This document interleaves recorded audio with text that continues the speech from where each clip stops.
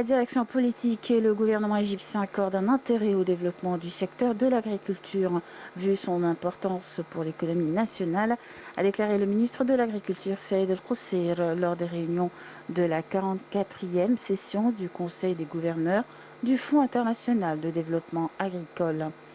L'Égypte a lancé nombre d'initiatives, dont le projet national de viande de veau, le centre de collecte laitier et le projet de développement rural, intégré dans l'initiative présidentielle Une vie décente, qui devra améliorer la vie de plus de 55 millions d'habitants dans la campagne et réaliser un développement global dans tous les domaines, améliorer le niveau de vie quotidienne, créer des emplois dans 4500 villages de 20 gouvernorats au long de 3 ans et contribuer de la sorte à un véritable essor du taux de développement, a affirmé le ministre.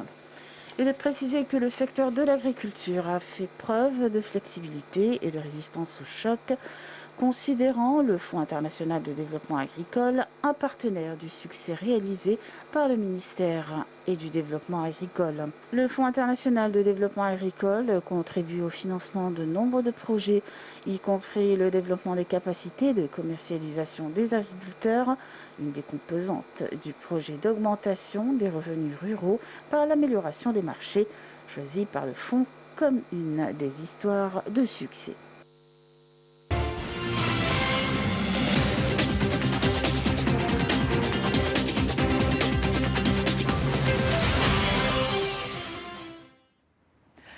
Nous allons clôturer notre rencontre aujourd'hui avec un autre pilier très important de l'économie égyptienne et un autre aspect d'évolution et de croissance, c'est le secteur du tourisme. Nous avons tous suivi de très près la bonne nouvelle, celle de la reprise de l'aviation russe, des vols entre l'Égypte et la Russie, les vols qui ont été interrompus durant les années précédentes.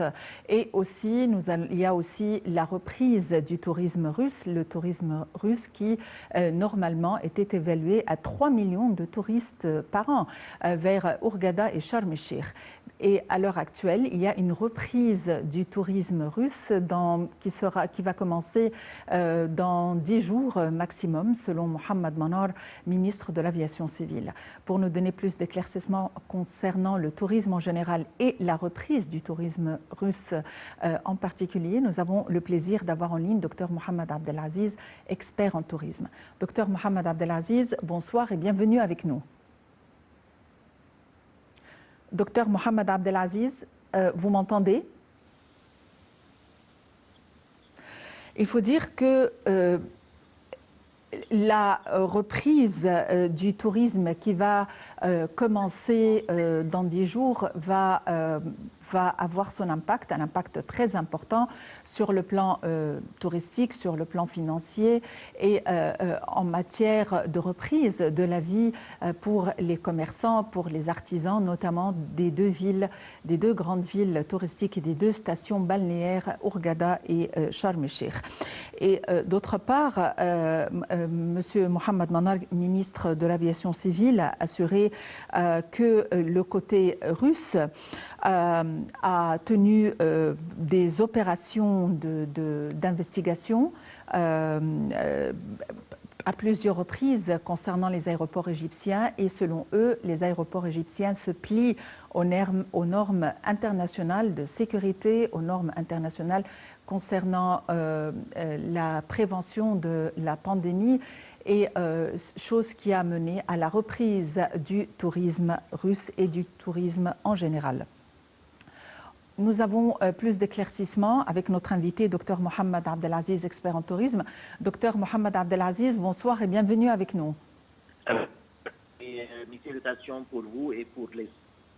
Dr Mohamed... pour le mois de carême. Merci beaucoup. Docteur Mohamed Abdelaziz, le tourisme russe va reprendre dans quelques jours après une longue interruption. Qu'est-ce que ceci constitue pour le tourisme égyptien? Quel serait son impact? En effet, les touristes russes, de toute façon, adorent se promener dans les rues des villes touristiques, comme vous avez dit, et dans les quartiers populaires. Ils aiment aussi faire beaucoup des achats dans les bazars, ils s'assoient dans des cafés et dans les restaurants, et surtout, ils adorent aussi les aliments égyptiens populaires. Ce qui aura bien sûr un grand impact sur l'économie. Et la reprise des vols reprendra complètement entre les deux pays, en particulier vers les villes de Hurghada et de Sharm el-Sheikh. Inch'Allah,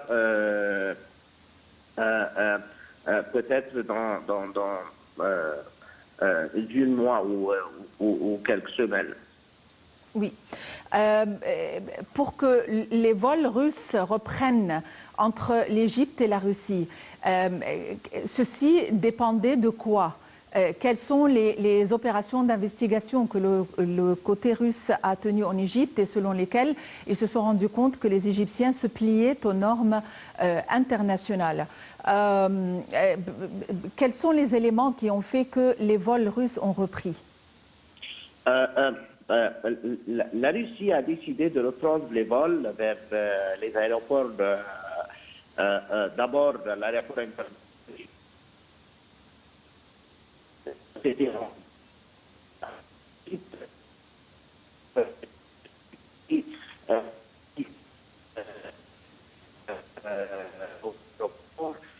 Répondre aux demandes russes nécessaires à la reprise des vols. Docteur Mohamed Abdelaziz, je ne vous entends pas bien. Est-ce que vous pouvez changer de place? Ah, bien sûr. Apparemment, c'est un problème de réseau. Donc, je rappelle que la Russie a décidé en janvier 2018 de reprendre les vols vers l'aéroport international du Caire seulement. Et après que l'Égypte a mis en œuvre de nouvelles mesures de sécurité plus strictes dans tous nos aéroports pour répondre aux demandes russes nécessaires à la reprise des vols. Oui. Les Russes s'intéressaient tout particulièrement à la ville d'Hurghada et de Sharm el-Sheikh. C'était plutôt le tourisme des stations balnéaires. Mais pour le tourisme culturel, quelles sont les nationalités qui s'intéressent au tourisme culturel, au musée? Surtout les Français et les Anglais aussi. Mais comme vous avez dit, les Russes, ils adorent les stations balnéaires et ils considèrent que la zone de la mer Rouge comme étant parfaitement leur arrière-cour. Ils adorent la mer, le sable et le soleil. Qu'est-ce qu'on peut prédire concernant la saison touristique de l'été? C'est-à-dire, est-ce qu'il y a déjà des réservations? C'est vrai qu'il y a la pandémie, les vols sont très difficiles, sont très restreints, très limités, même au niveau international. C'est une période de fête. Il y a plusieurs occasions. Il y a Sham el-Nissim, il y a la fête de la rupture du jeûne, de l'Iftar. Est-ce qu'il y a des réservations qui sont faites pour la période des fêtes? Ah, bien sûr. Et sans doute, la reprise aussi des vols russes pensera les pertes subies par le secteur, surtout après les répercussions mondiales constatées en raison de la pandémie, comme vous avez dit.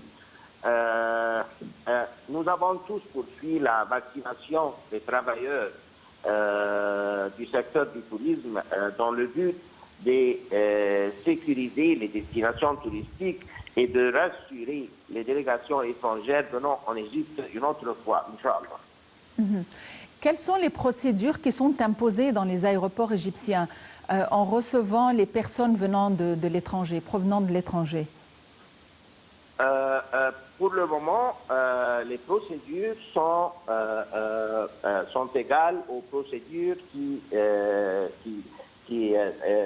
en place dans tous les aéroports internationaux. Et à mon avis,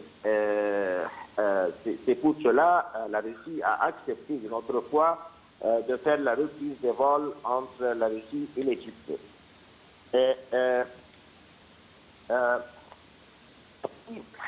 Je crois que la demande anticipée de l'Égypte en tant que destination touristique, à ce moment critique surtout, nous pouvons simplement constater que les touristes auront besoin et ils vont rechercher des destinations caractérisées par de grands espaces en plein air, loin de pollution et qui garantissent aux touristes la joie de vivre et qui n'a pas été pendant la période de quarantaine et d'isolement obligatoire qu'ils ont vu. Nous avons aussi les déserts, le désert blanc, le désert noir, les safaris. Est-ce que ce genre de tourisme est actif? Ce genre de tourisme est toujours actif, mais comme vous savez, pour travailler avec la fermeture des liaisons aériennes, c'était très faible, le volume du travail était très faible. Mais de mon point de vue, pour le moment, je pense qu'il est nécessaire que l'État se prépare à prendre la responsabilité de création d'une compagnie aérienne nationale, une compagnie en partenariat russe, qui accueillera heureusement sans aucun doute ce partenariat avec l'Égypte et qui sera chargé de transporter de la Russie vers l'Égypte et vice-versa une autre fois. Quelles sont les procédures entreprises dans les hôtels pour s'assurer de la sécurité des occupants des hôtels, des clients, à la lumière de la pandémie?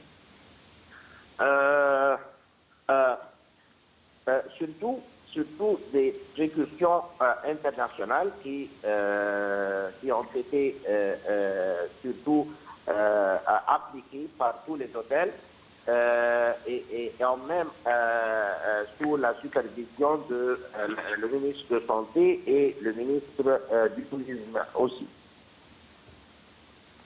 Docteur Mohamed Abdelaziz, vous êtes expert en tourisme. Merci d'avoir été avec nous aujourd'hui. Donc, rendre les terres du désert arable, bonifier les terres du désert en profitant de chaque goutte d'eau, que ce soit l'eau souterraine, que ce soit l'eau du Nil, que ce soit à travers l'assainissement de l'eau de mer, quelles que soient les procédures.